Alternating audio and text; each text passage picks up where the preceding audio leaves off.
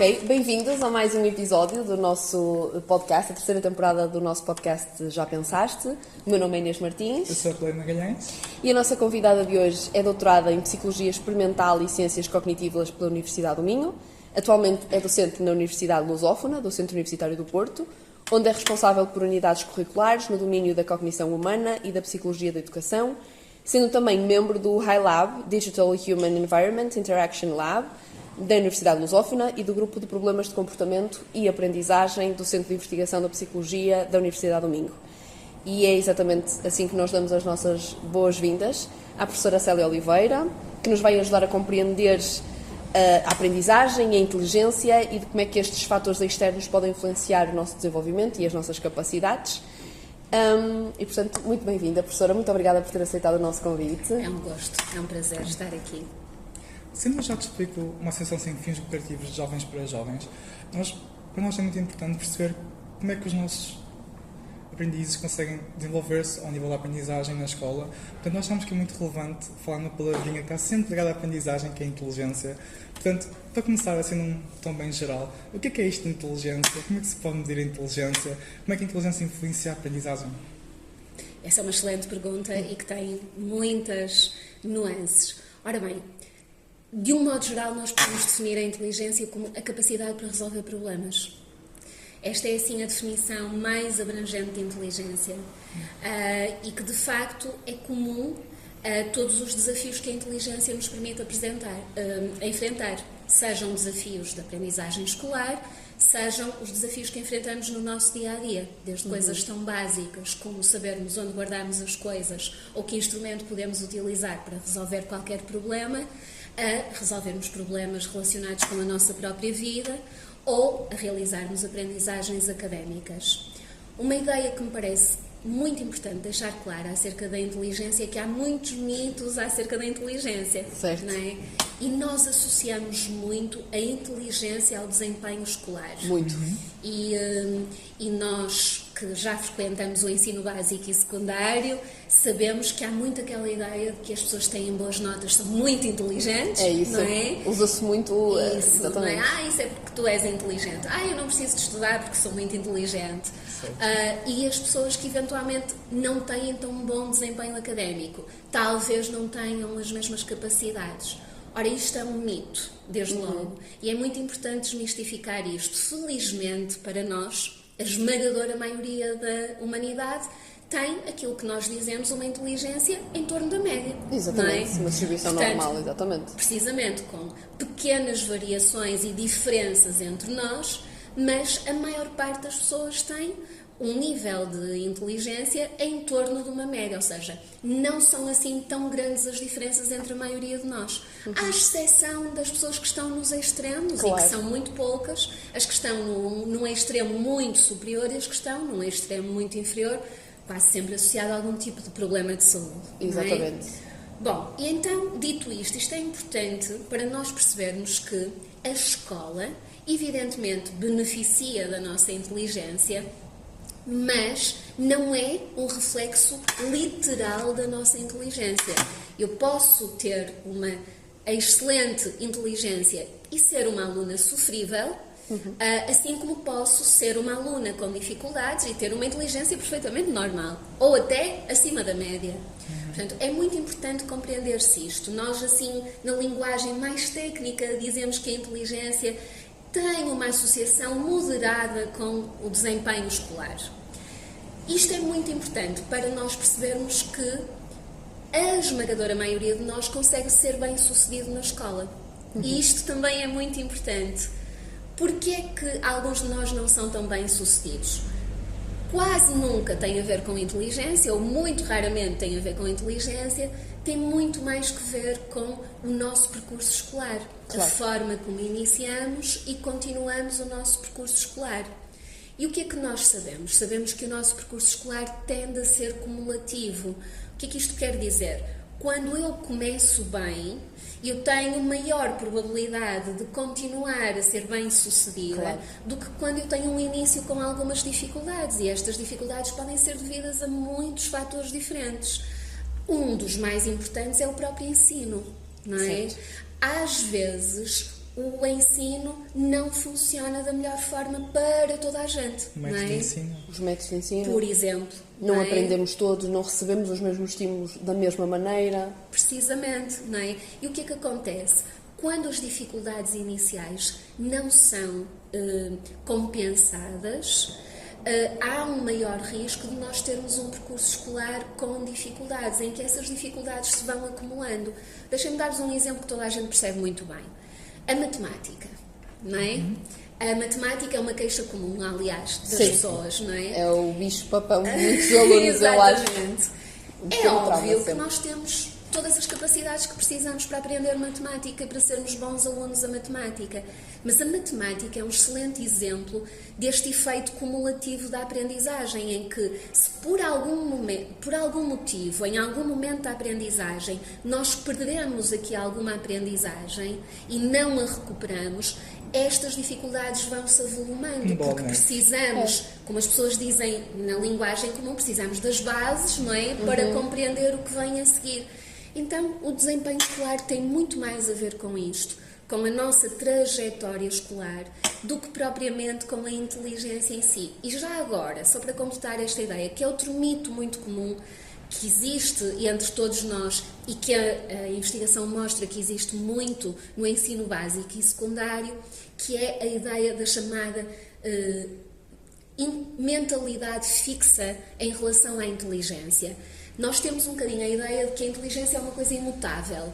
Ou temos ou não temos. Ou certo. somos ou não somos inteligentes. Ora, este é outro mito, porque, primeiro, como eu já disse, todos nós, a esmagadora maioria de nós, é inteligente, felizmente. E o que acontece é que muitos alunos têm a percepção de que, se não são bons alunos, é porque têm algumas dificuldades, algumas limitações e de que isso é assim e, portanto, nunca vai mudar. Ora, isto é chamada mentalidade fixa, que uma interessante investigadora, Carol Dweck, tem estudado. A mentalidade fixa por oposição à mentalidade de crescimento, que é entendermos que as nossas capacidades podem ser melhoradas se nós investirmos nelas. Se Esse nós conformismo acaba por limitar o processo. Exatamente, isso é muito importante. Porquê? Porque quando eu acho que tenho um problema de capacidades, o que é que vai acontecer? Eu vou estabelecer objetivos muito pouco ambiciosos. Isso liga com um conceito muito importante de que nós falamos muito, que é muito importante para a aprendizagem escolar, mas na verdade é muito importante para tudo o que fazemos na nossa vida, que é o sentido da autoeficácia. Quais são as crenças que eu tenho acerca da minha capacidade de fazer alguma coisa? Quando os alunos acham que não são bons alunos, nem nunca vão ser, o que é que acontece? Eles vão estabelecer objetivos muito pouco ambiciosos. Por exemplo, imediatamente limites. Exatamente. Não confiam na sua capacidade de superar e de evoluir e vão ter a expectativa de o que eu quero é passar. Não é? Não vão trabalhar para o 5 ou para o 20, não é? Vão trabalhar para passar, ou então pior ainda. O que é que acontece quando nós sentimos que não fazemos bem alguma coisa? Tendemos a evitar essas tarefas, não é? Sem dúvida. Porque nos confrontam com as nossas dificuldades. Não é? Exatamente. E, claro, se um estudante não tem um bom sentido de autoeficácia, acha que não é um bom aluno e que não vai superar essas dificuldades, a resposta mais humana e natural é evitar. Eu não vou estudar, eu não estudo, não é? Que é uma forma de protegermos a nossa autoestima e justificarmos o nosso insucesso com a falta de empenho, não com a falta de capacidades. É, literalmente. E depois acabamos até por procrastinar, porque evitamos, o evitar ao máximo, ao limite de tentar... Exatamente. Isto é para os nossos jovens e para as nossas crianças e nós que já estamos bem mais avançados e continuam a sentir muito isso. Todos nos relacionamos com isso em algum grau. Porquê? Claro que Porque sim. todos nós temos áreas de desempenho em que nos sentimos mais competentes e menos competentes. Claro. Nas áreas em que nos sentimos menos competentes, nós percebemos isso, não sem é? dúvida. Tendemos Claro, a sim. evitar e Não há tendemos... motivação para começar, sequer. Exatamente, não é? Tendemos a adiar o início, a procrastinar, precisamente porque o confronto com aquela tarefa é difícil para nós. Até acabamos por não gostar e depois gostamos o que somos bons. Exatamente, é E isso praticamos mesmo. aquilo que somos bons. Exato. O que também mostra isto que eu estou a dizer, que nós somos capazes de superar a maior parte das nossas dificuldades se investirmos, não é, nessas áreas. O problema é que, por uma lógica de proteção até psicológica, nós tendemos a evitar aquilo que nos suscita dificuldades. Portanto, é importante que os nossos jovens percebam que a inteligência não é algo determinista, estático, imutável. Todos, a esmagadora maioria de nós, tem mais do que inteligência suficiente para fazer face às aprendizagens escolares e que podemos desafiar-nos a superar as nossas dificuldades. É, sem dúvida. E é um problema que, às vezes, até mesmo dentro da própria escola, infelizmente, nem sempre os professores têm ou tempo, ou às vezes até uma disponibilidade, ou uma capacidade até entenderem que às vezes são 30 alunos à frente. Certo. Não vai ser fácil de distinguir quem é que aprende de uma maneira e quem é que aprende de outra. Mas sentimos mesmo eu já perguntei ao professor, responde da mesma maneira, eu disse que não percebo. O professor repete aquilo que disse, repetindo, eu não vai entrar. Pois, porque a explicação não está a funcionar. Não está a funcionar. Às vezes sentimos essa frustração por facto de nós termos aqui vários alunos, vários aprendizes que damos explicações. Temos muito do, eu contigo já entendo. Mas com outra pessoa, com o professor na escola, ele explica e eu não percebo. E tu agora explicaste isto tão simples e eu já entendi. Isso. Vocês também têm aqui, de facto, como dizem muito bem, este trabalho e este mérito extraordinário de proporcionarem este apoio mais individualizado às crianças e aos jovens. E mais não é? próximo deles, que eu acho que isso faz toda a diferença. Portanto, claro que o ensino em grande grupo é muito importante, é isso que nos permite, felizmente, escolarizar toda a nossa população.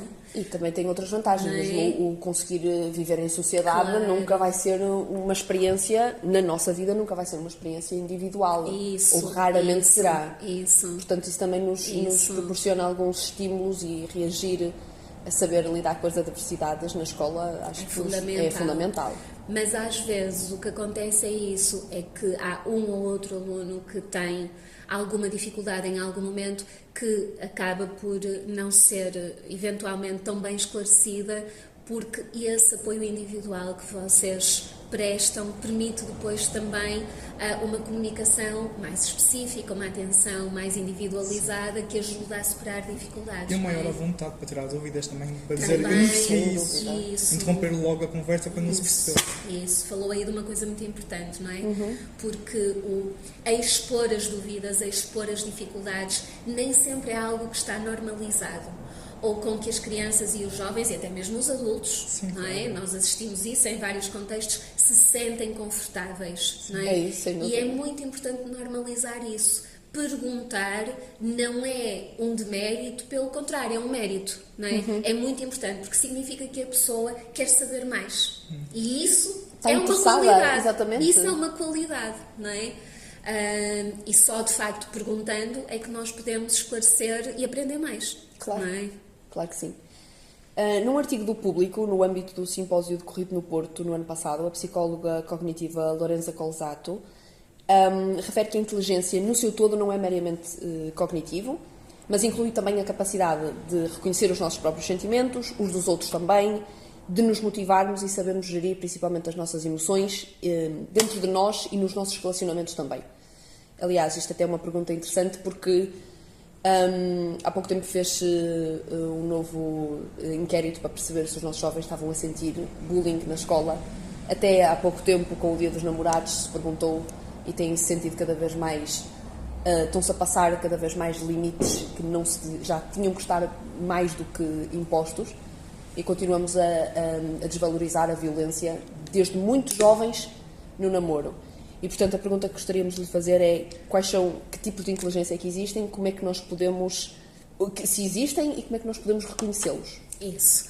Essa é uma pergunta muito importante, porque outro dos mitos que existe associado à inteligência é de que há múltiplas inteligências. Por exemplo, Isto que eu vou dizer pode soar um bocadinho polémico, porque é, mas só é polémico precisamente porque um dos mitos associados à inteligência é o mito das chamadas inteligências múltiplas. Certo. A famosa proposta de Gardner, que disse que nós temos múltiplos tipos de inteligência. Inteligência desportiva, inteligência musical, inteligência matemática, claro, verbal, lógica, etc. Exatamente. Okay, isso. A investigação não comprova isso. Okay? Isto foi uma hipótese que ele colocou, que carecia, digamos assim, de validação científica, uma hipótese observacional, porque, não é? Nós olhamos à nossa volta e podemos perceber que as pessoas têm diferentes talentos, que é diferente. Exatamente, não eu acho que isso confunde também o talento e essa apetência inicial por uma coisa que é... Exatamente. O que é que já nós... nasce dentro de nós, que é inato, e se calhar... O que é que nós sabemos, não é? Quando nós avaliamos as pessoas, o conceito de inteligência é um conceito de funcionamento cognitivo. Quais são as nossas capacidades cognitivas que nos permitem desempenhar e dar determinadas respostas nas várias áreas da nossa vida, como eu comecei por dizer, que nos permitem resolver problemas. E esses problemas podem ser também emocionais. Claro. Não é? Podem ser emocionais, podem ser sociais, podem ser intelectuais, podem ser de diversa ordem, mas o conceito de inteligência é um conceito cognitivo.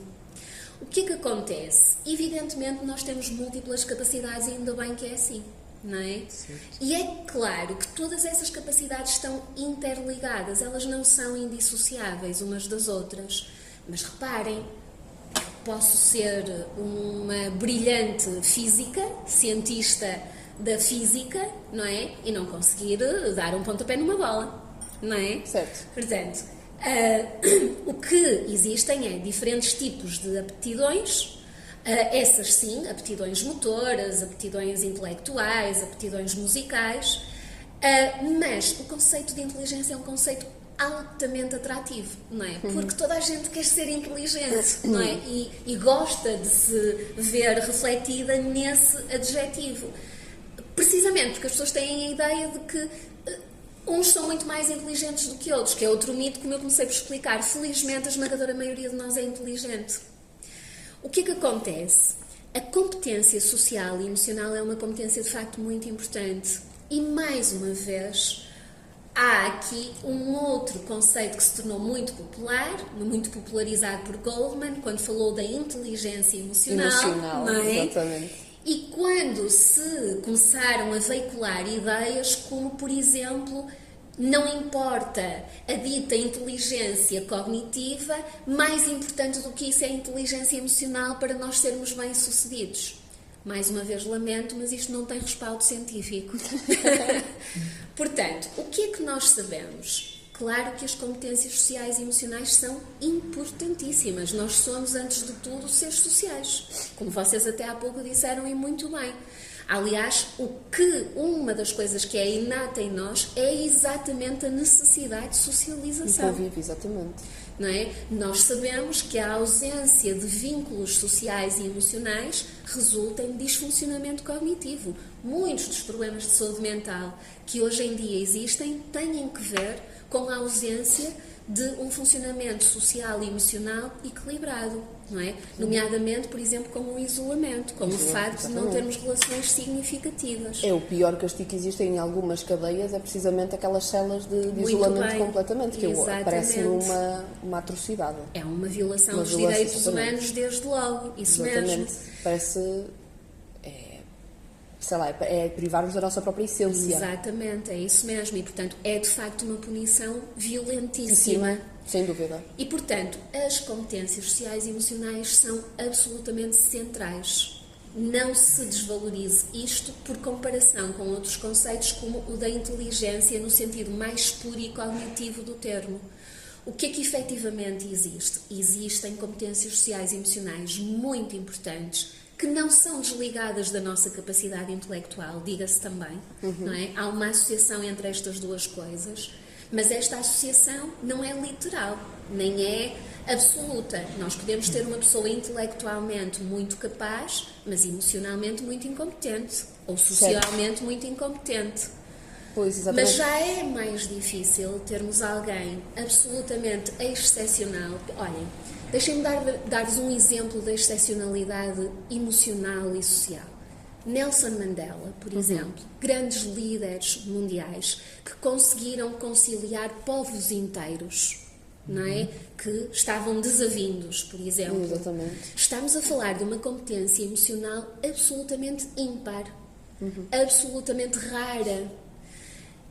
Mas isto raramente não é acompanhado por uma capacidade intelectual também substancial e significativa. Agora, dito isto, o que é que nós podemos dizer? Que ambas as coisas são muito importantes, sem dúvida. Nas nossas escolas é muito importante nós percebermos como é que podemos promover uma e outra. E já agora gostava de dizer algo que é muito importante. Nós sabemos que, não sei se vocês já ouviram falar do efeito Flynn. O efeito Flynn é um efeito muito interessante e muito curioso. A partir da década de 60, começou a avaliar-se a inteligência de populações a nível mundial. Portanto, começou a recolher-se amostras de avaliações de inteligência representativas das populações de diversos países. E assistiu-se a um efeito muito curioso que foi, à medida que as décadas foram passando, os resultados das populações, em média, nos testes de inteligência, foram subindo. Claro. E podemos perguntar-nos, a que é que se deve isto? Já agora, a que é que vocês acham que se deve isto? Ao nível de informação? Os estímulos a que ficamos sujeitos, as nossas experiências, depois vão também... E à qualidade dessa informação. Exatamente. E dos estímulos, muito bem. Qual é que é o meio que massivamente nos oferece informação e estímulos de qualidade ao nosso desenvolvimento intelectual? É a escola. É a escola. E a massificação da escolarização resultou num aumento de competências cognitivas da população em termos médios. Porquê? É fácil de perceber. Qual é o período da nossa vida em que nós estamos na escola? É o período maior... premiáveis. Exatamente. A maior permeabilidade está na altura... De maior potencial de desenvolvimento. Exatamente. Não é? E, portanto, a escola tem esta grande missão, vantagem e presente. É um presente imenso que a sociedade nos dá, de nos facultar acesso a um estímulo de qualidade que promove o desenvolvimento das nossas competências cognitivas. E como já vimos com isso, de outras competências e aptidões, motoras, sociais, emocionais, musicais. O que é que acontece? Como é que a escola pode promover as competências sociais e emocionais que, como vocês dizem e bem, são um problema sério, não é? E que nos deve preocupar. A violência no namoro tem níveis assustadores. Sim. A normalização do desrespeito pelo outro na relação é absolutamente preocupante, não é? Essa é a grande discussão. Como é que isto deve ser feito na escola? Isto pode ser feito de formas muito diferentes. Isto pode ser feito quer através do trabalho intencional e direto das competências sociais e emocionais, por exemplo, através de programas de promoção de competências sociais e emocionais, por exemplo, os meus colegas que trabalham nas escolas podem implementar, mas pode também ser feito de uma forma transversal a todo o currículo. Não é? Desde logo, o respeito com que estamos na sala de aula E o respeito com pelas os nossas outros, opiniões. por exemplo. Eu acho que isso, de uma forma tão simples, o promover um debate saudável, saber o que é uma discussão, por exemplo, até a palavra discussão. Exato. Acham que discussão não é um debate, mas sim logo um Conflito. conflito. Exato. Logo isso. Exatamente. E acho que se podia perder um bocadinho de uma forma tão simples, só no próprio tema da aula que se está a falar, perguntar o que é que vocês acham. E se discordarem, porque com certeza que vão discordar, por exemplo, uma aula de filosofia, acho que me parece... Ótima, para promover o debate. Exatamente, uma aula de português numa interpretação de um texto. Claro. Promover um debate e dizeres, mas é a opinião da outra pessoa, até um certo limite nós vamos ter que a respeitar. Claro, Claro, claro. E isso, aliás, desenvolve, lá está, um conjunto de competências intelectuais importantes também. Por exemplo, a capacidade de argumentação. Exatamente. Que é muito importante, não é? Super importante. Isso, a capacidade de formarmos opiniões fundamentadas, de desenvolvermos o nosso pensamento crítico. Pensamento crítico não é o mesmo que criticar gratuitamente, não é? É Exatamente. termos uma opinião fundamentada, sermos capazes de a defender com base em conhecimento, com base em experiência. Portanto, o que é que acontece? Estas competências sociais e emocionais, de facto, podem ser promovidas a todo momento, como vocês estão a exemplificar e muito bem, na própria gestão da sala de aula, na própria gestão da interação dentro da sala de aula, nos espaços livres, criarmos na escola culturas de respeito absoluto pelos direitos humanos, não é? Como devemos resolver conflitos, desde muito pequenas as crianças podem ser ensinadas a como fazer quando inadvertidamente magoam alguém, fazem alguma coisa que desagrada a alguém, como é que se resolvem problemas, como é que se cria a conciliação, como é que se gerem conflitos, não é? Portanto, há muitas formas de trabalharmos estas competências sociais e emocionais no espaço escolar. Parece-me até muito fundamental e urgente mesmo, porque acho que as redes sociais têm mostrado que é cada vez mais gritante o criticar gratuitamente, o ofender só porque sim. Exatamente. Sem qualquer tipo... E eu lembro-me de uma professora, por isso é que estamos a falar de educação e de inteligência, é extremamente importante, que eu tenho algumas memórias de alguns professores que me marcaram positivamente. Que bom. E eu lembro-me de uma professora nos dizer assim: quando vocês apontam o dedo a alguém, não se esqueçam, têm 3 a apontar de volta para nós. É isso mesmo. E esta frase, eu lembro-me de ouvir isto, sei lá, com uns 12 anos, e isto sempre ficar muito presente. E é uma memória que eu tenho dela sempre apontada a dizer: quando se aponta o dedo a alguém, tem-se 3 a apontar de volta. Exatamente. Desde logo, isso liga com uma competência emocional e social muito importante, que é a competência de não julgamento, não é? Sim. Nós, os seres humanos, também é importante compreendermos isto. Nós temos muitos mecanismos de resposta que são automatismos e que resultam até da nossa própria evolução como espécie. Um dos mecanismos automáticos que nós temos e que precisamos de reconhecer é esse mecanismo de rápida avaliação do meio que nos rodeia. Nós, para sobrevivermos, precisamos de desenvolver... Precisamos, no passado, de desenvolver mecanismos muito rápidos de leitura da realidade. Então, o que é que acontece? Nós somos sistematicamente sujeitos a enviesamentos cognitivos. Claro. Simplificando esta linguagem, o que é que isto quer dizer? A fazer interpretações distorcidas da realidade. E depois a generalizar. Isso mesmo. São muito perigosas. Generalizações são muito perigosas. Exatamente. E, portanto, o que é que acontece? Com muita facilidade, nós formamos impressões e juízos de valor acerca das outras pessoas que estão errados.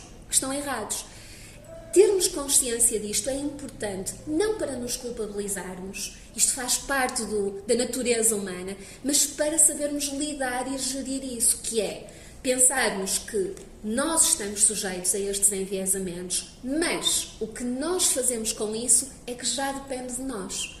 Ou seja, eu posso não conseguir evitar uma reação fisiológica de ansiedade e de medo quando vejo uma pessoa que me parece estranha, porque não estou habituada a ver pessoas, imaginem, com aquele aspecto ou com... Sim, mas isso é normal. O meu cérebro está preparado para reagir dessa forma àquilo que é estranho. O que eu faço a seguir, o meu comportamento, é que esse sim eu posso controlar, não é? E em lugar, por exemplo, de ter um comportamento de rejeição, eu posso ter um comportamento de curiosidade, de abertura, não é? E de procurar conhecer primeiro para, antes de fazer juízos de valor definitivos, estão a ver? Sim, exatamente. E, portanto, tudo isto são competências sociais e emocionais que estão presentes, reparem, no nosso dia-a-dia a todo momento. E agora cada vez mais, mesmo nas nossas escolas, acho que até, sinceramente, felizmente, e ainda bem, que estamos a ter cada vez mais, se calhar a inclusão, claro que não está a ser feita da melhor forma, está um bocadinho feita à pressão, vai dar sempre a asneira. Mas os nossos alunos começam a ter mais estímulos e reconhecimento de ter pessoas de outras nacionalidades, de outras etnias, de outras religiões, na sua sala de aula. Eu nunca tive. Só muito mais tarde é que acabei por ter esse reconhecimento. Os meus pais, Muito menos. muito menos. Claro. E, portanto, nós agora estamos numa situação de extrema vantagem. Nós, na escola, podemos começar a que isto seja normal. Exatamente, a normalizar essa interculturalidade. Porque se não nos for estranho, multiculturalidade. é aquela coisa de... Isso. Realmente és? Eu não tinha reparado. Tu lidas comigo, é normal. Agora, se me aparecer uma pessoa nova, diferente, com um aspecto que eu nunca reconhecia à minha volta, obviamente que eu vou ter um pequeno... Um choque de Exatamente. realidade. Mas agora estamos numa fase em que a escola pode potenciar a nós um crescimento brutal face às gerações anteriores. Sim, exatamente. Porque isto agora vão passar a ser do nosso meio. Isso mesmo. De facto, nós somos um país que até há muito poucos anos, e isso já é do vosso tempo de vida, como vocês dizem e bem, e vocês são bastante jovens, era um país muito monolítico, muito homogéneo, não é? Tínhamos muito pouca multiculturalidade. E de repente, num intervalo de pouquíssimos anos, recebemos muitas pessoas migrantes, quase todas, não é? Ou muitas delas, que vieram viver para o nosso país e que trouxeram esta riqueza da multiculturalidade. E que não se concentraram nas grandes cidades, porque se calhar Lisboa e Porto já sentiam isso, mas eu sendo do interior norte... Exato, não havia, não é? Havia. Muito menos. Não havia, era aparecer uma pessoa que fosse assim mais diferente, toda a gente olhava. Sim, É outra sim, realidade. É um outro mundo. Parece outro país. Exatamente. Exatamente. E nós dizíamos muito isso, aliás, essa é uma ótima expressão, porque quando íamos a Lisboa ou ao Porto, parece que estou noutro país. Exato, tal e qual, não é? Mas ao nível de tudo, de modo geral. Ao nível de tudo, exatamente. é Modo de verdade. vida, a velocidade da população era totalmente diferente e agora felizmente já começa a sentir... E realmente, como vocês dizem e bem, isto dá a oportunidade às escolas de trabalhar determinados valores, como por exemplo os valores da não discriminação, não é? Temos ferramentas que Os valores nunca da tivemos integração, antes. da aceitação, Exatamente. porque agora a riqueza e a diversidade são maiores. Exatamente. E isso também exige, lá está, outro tipo de competências Sem que de dúvida. facto a escola pode promover. É um espaço e um momento privilegiado das nossas vidas, em que de facto estamos naquele contexto, expostos a uma riqueza imensa de oportunidades. Aliás, não é por acaso que nós sabemos que a escola é o maior equalizador social. Não Sem é? dúvida, o melhor elevador social é a escola, a Isso, educação. é o exatamente. espaço e é o sistema com todas as limitações que tem, porque nenhum sistema é perfeito e, como vocês dizem e Claro bem, que sim. precisa constantemente de se adaptar e de se ajustar, mas é o melhor sistema para nós construirmos uma sociedade mais igualitária e mais justa. Sem Não dúvida. é? Se permitem, eu queria voltar aqui atrás na conversa, porque nós falámos desta melhoria cognitiva já ao longo das décadas. Por acaso não acabei o que estava a dizer a esse respeito. Sim, mas foi voltei. bastante interessante porque referiu bastante medidas muito simples, até como o respeito em sala de aula. Nós temos aqui umas medidas um pouco alternativas. Muito bem. Que, na mesma conferência, basicamente, o tema era todo à volta da melhoria cognitiva e referiram algo como a mente ao limite, mas que existem meios legítimos, como por exemplo a estimulação cerebral, já vamos aqui, mas outras coisas como exercício físico, suplementos alimentares, podem potencializar um desenvolvimento cognitivo. Portanto, nós queremos perguntar se estes meios são fiáveis ou não e de que maneira é que nós basicamente podemos treinar a nossa mente, treinar a nossa inteligência. Isso, muito bem. Ora bem, o que é que a investigação cognitiva nos mostra? Que o efeito dessas coisas é bastante limitado, ok? Portanto, isto desde logo é muito importante.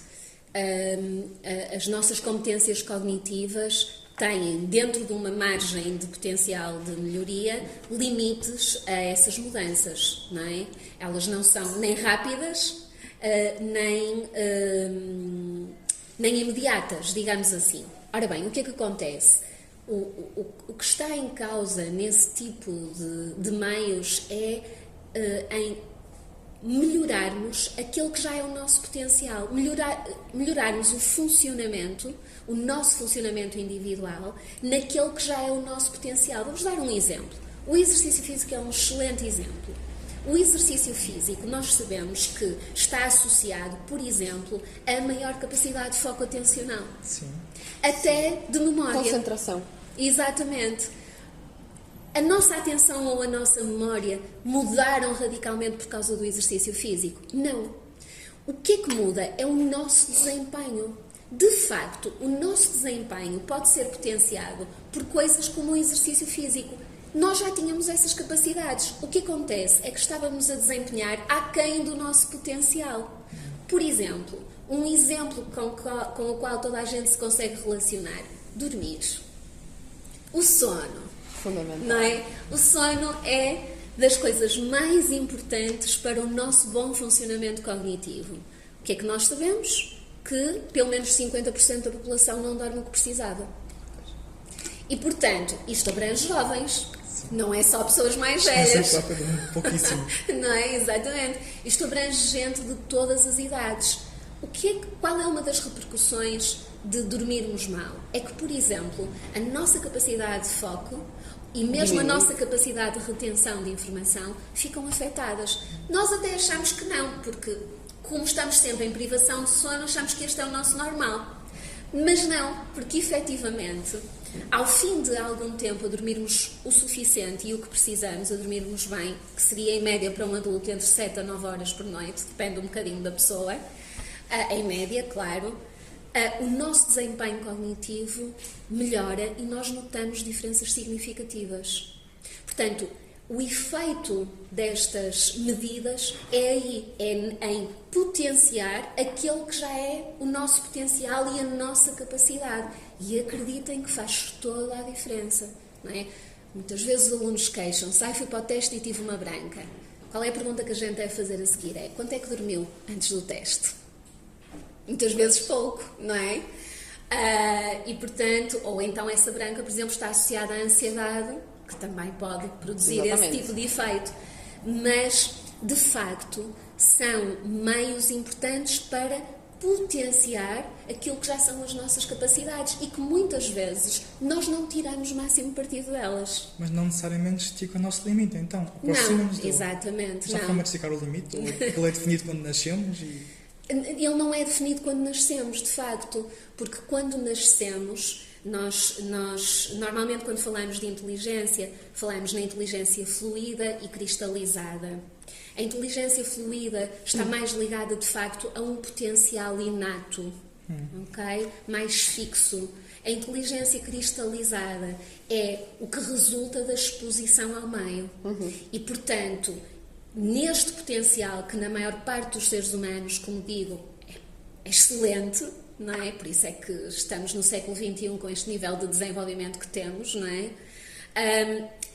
Este potencial pode ser mais concretizado ou menos em função do meio em que nós estamos inseridos. E, portanto, se nós crescermos num ambiente pobre em estímulos, olhem, desde logo pobre, por exemplo, do ponto de vista linguístico, que é uma das melhores formas de estimularmos o nosso desenvolvimento intelectual, é a linguagem.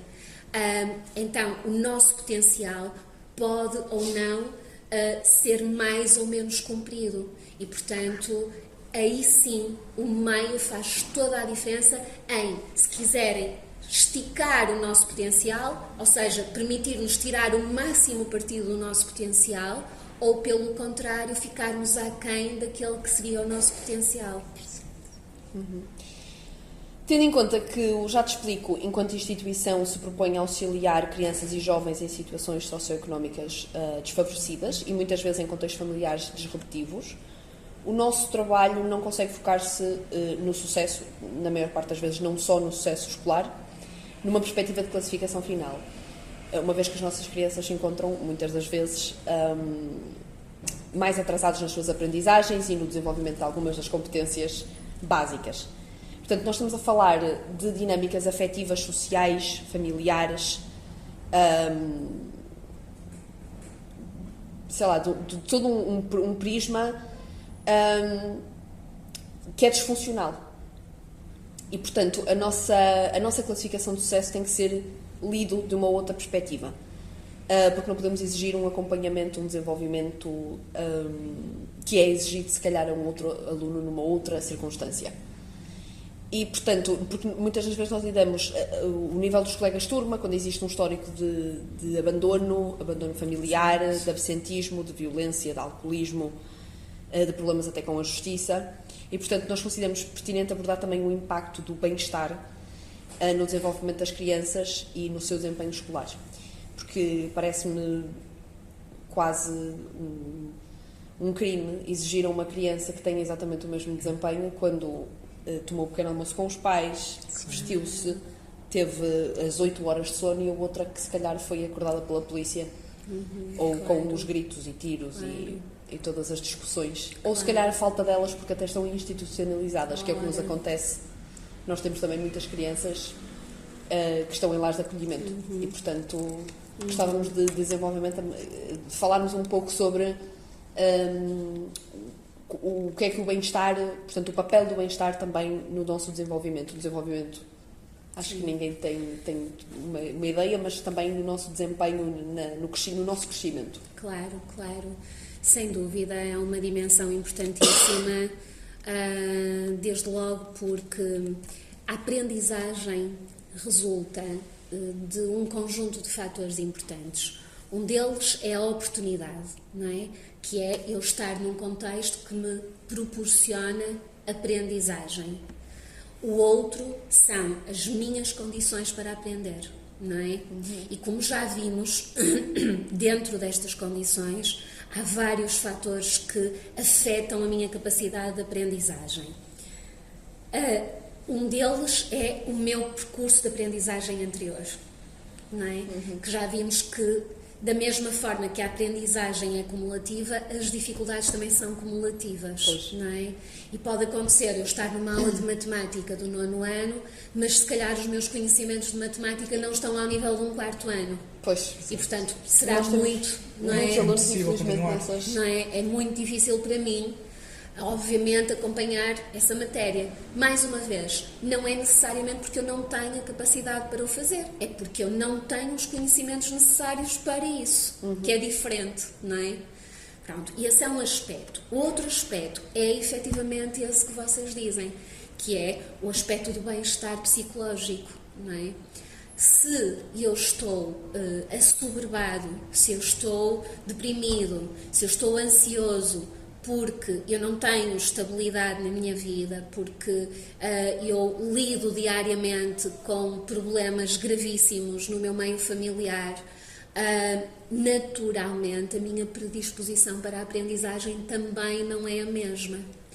Dito isto, o que é que isto significa? Significa que eu também vou precisar de um conjunto de apoios que sejam, que deem resposta à minha situação, não é? E por isso as escolas têm medidas, ou devem ter medidas, para os alunos que têm dificuldades maiores, quer do ponto de vista escolar, não é? E que têm um percurso de aprendizagem diferente, quer até, já agora, olhem, a escola tem um papel muito importante na sinalização de crianças e jovens em risco, não é? Muitas vezes as situações que as crianças vivem são identificadas na escola, e nem é porque a criança as relate, é porque as professoras, por exemplo, percebem que aquela criança aparece sem cuidados de higiene, está subnutrida, parece ter sono nas aulas, etc, etc, não é? E sinalizam estas situações às comissões de proteção, e bem, não é? A escola também cumpre este papel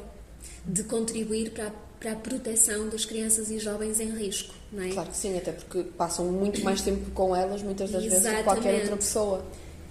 Dito isto, e a necessidade de também na escola se proporcionar os apoios que estas crianças necessitam, e isso é fundamental, é algo que um projeto como o vosso, que é absolutamente meritório, não consegue, obviamente, fazer pela escola. Tem de ser a escola a proporcionar esses apoios específicos à criança e essas medidas específicas para as crianças.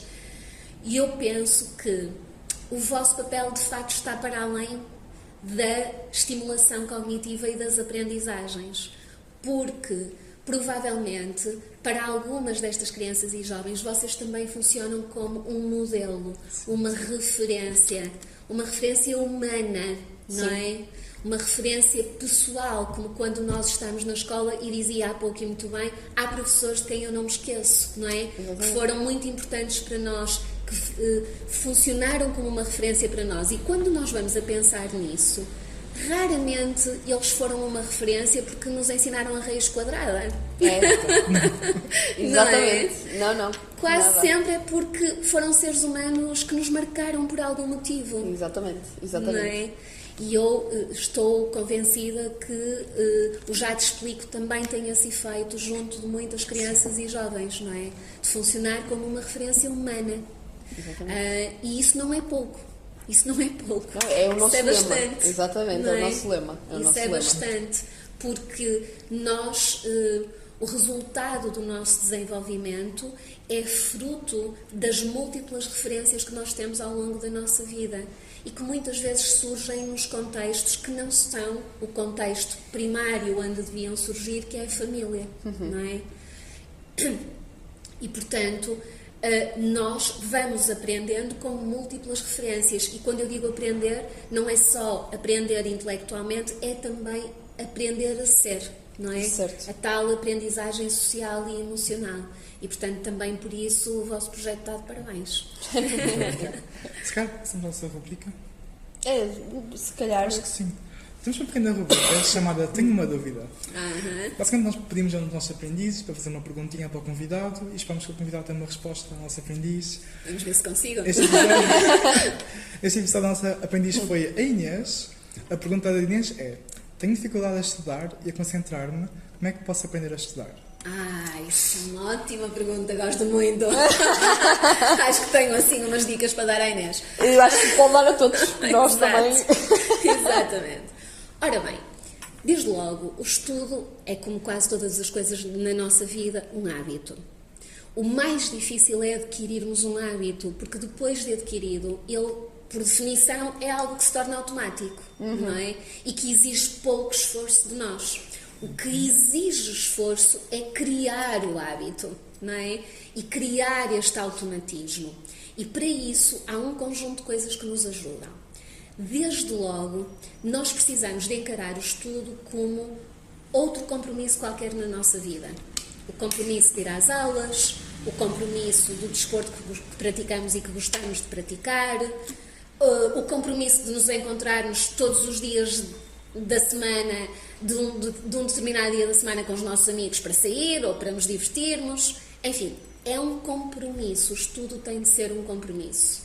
E como é que nós conseguimos criar esse hábito? Literalmente agendando o estudo. O estudo tem que estar agendado nos nossos dias como todas as outras tarefas, como comer, como dormir, como todas as outras tarefas. Nós precisamos de encontrar um tempo, um momento no nosso dia para estudar. No início isto é difícil, mas quando nós começamos a fazer isto de forma repetida, isto torna-se um hábito.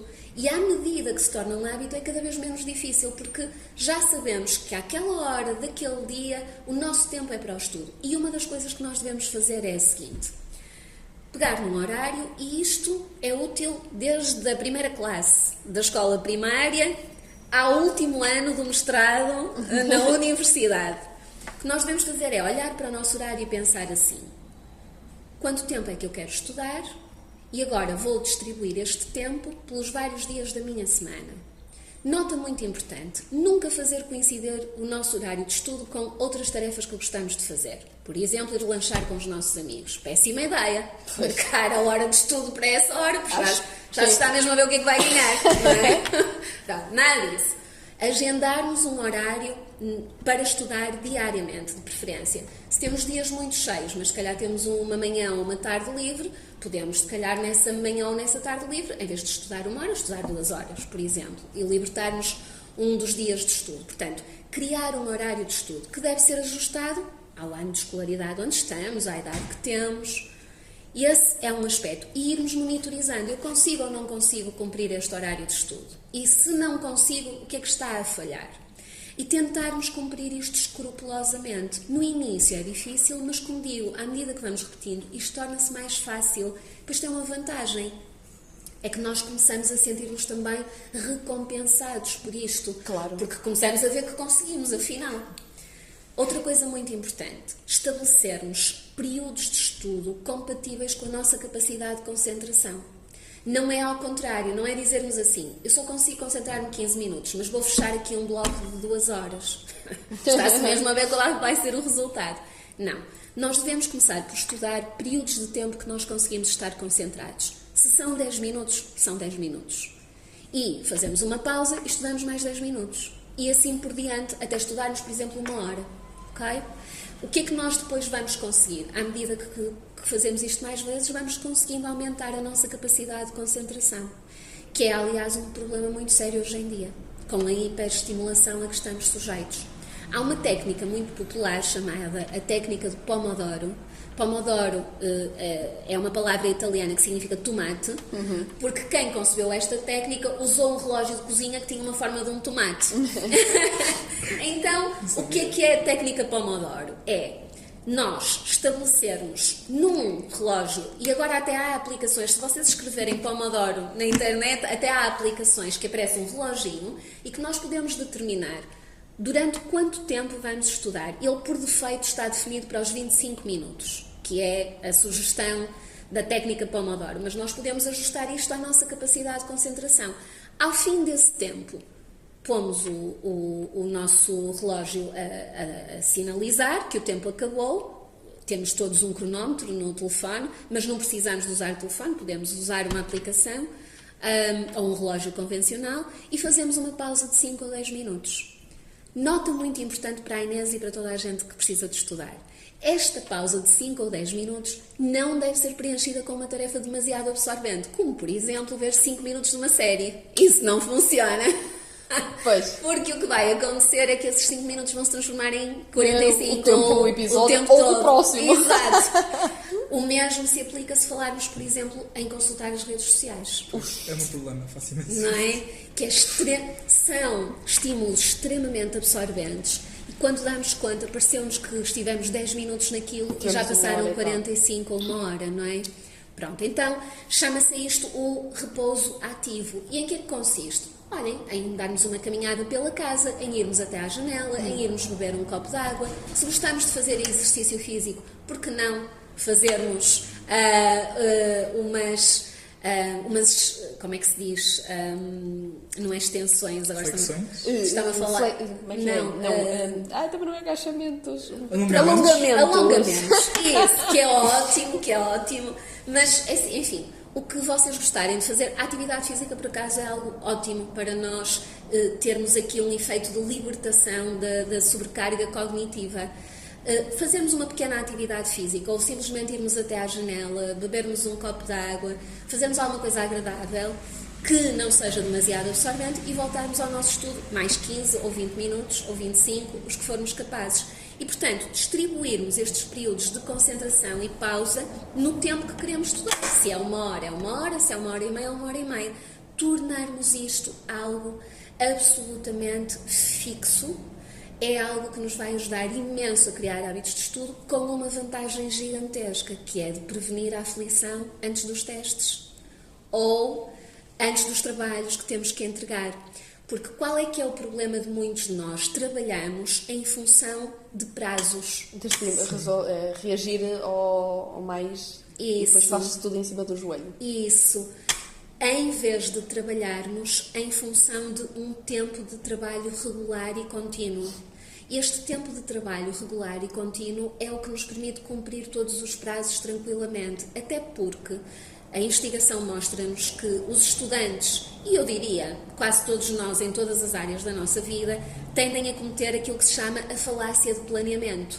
E o que é a falácia de planeamento? É acharmos que temos mais tempo do que o que realmente temos para fazer as coisas. Para estudar e para cumprir os prazos. E muitas vezes falhamos, não é? Andamos a contrarrelógio. E andamos a contrarrelógio. Portanto, essas são algumas das estratégias. Já agora, e só para não me alongar demasiado, eu já falei, tive a oportunidade de falar naquela vez em que estive precisamente com as pessoas do Já Te Explico, mas gostava de deixar aqui essa indicação porque acho que é muito útil. Eu sou consultora num projeto que se chama Iniciativa Educação, da Fundação Teresa Alexandre Soares dos Santos, e uma das coisas que nós fizemos foi um conjunto de vídeos muito interessante que é acompanhado de umas fichas de síntese que se chama Estudo a 100%.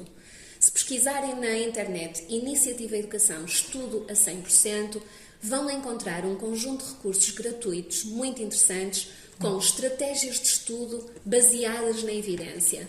Ótimo. São estratégias de estudo que têm muita ciência a suportá-las, porque outra das coisas que a investigação nos mostra é que os estudantes conhecem mal as estratégias de estudo mais eficazes, tendem a usar estratégias pouco eficazes, e nós, com o mesmo tempo de estudo, se usarmos as estratégias certas, podemos aprender muito mais. Exatamente. Isso tem um ótimo conselho, não só para os alunos, mas nas escolas, nós professores, Exatamente. a compreender as necessidades dos alunos. Isso. E, portanto, nesses recursos do estudo a 100%, vão encontrar 3 pequenos vídeos, muito lúdicos, muito acessíveis. Eu sou suspeita, porque eu fui consultora, mas acho muito interessantes. Acompanhados também de umas fichas de síntese que mostram como é que nós podemos estudar de maneira eficaz, usando estratégias de estudo eficazes. E, portanto, combinar este planeamento que eu referi com essas estratégias é meio caminho andado para o sucesso. Ou melhor, 3/4 do caminho andado para o sucesso. E depois os resultados geram mais motivação, que a motivação vai gerar ainda mais resultados. É isso mesmo, tal e qual. Porque o que custa é sempre o início. Depois, Exatamente. quando vemos, porque a motivação às vezes funciona um bocadinho assim, só quando temos o resultado mesmo. Claro, Aquela é reforçador. Exatamente. E portanto, penso que estão aqui ótimos conselhos, não só para a Muito Inês, bem. mas para toda a gente, para nós, principalmente, para os nossos jovens. Assim, eu tenho de ver isto, para mim. Exatamente, é isso. É ótimo para qualquer... Na verdade, aquilo foi feito a pensar nos alunos do ensino básico e secundário, mas é excelente para alunos do ensino superior e, na verdade, é excelente para qualquer pessoa ao longo da vida, porque a nossa aprendizagem não termina. fica, não é, no contexto escolar. Todos nós, no nosso contexto de trabalho, estamos constantemente a aprender, não é? E a precisar de aprender, quando precisamos de fazer uma apresentação, ou até quando queremos lembrar-nos, por exemplo, de um conjunto de coisas que queremos dizer numa reunião de trabalho. Estas estratégias que lá estão são demonstradamente eficazes para o quê? Para nós retermos informação de uma forma duradoura. Porque um dos problemas de nós estudarmos na véspera das avaliações é que, exatamente, a retenção da informação é muito superficial e muito curta. Portanto, muito rapidamente a maior parte do conhecimento é esquecido. Estas estratégias, além disso, ajudam-nos a reter o conhecimento ao longo do tempo. São ótimas estratégias. E não acontecer que às vezes os alunos, quando querem estudar, e ficam até à última a rever os apontamentos e antes de ir para o teste ficam a ver o teste do ano passado. E depois não dormem. Exatamente.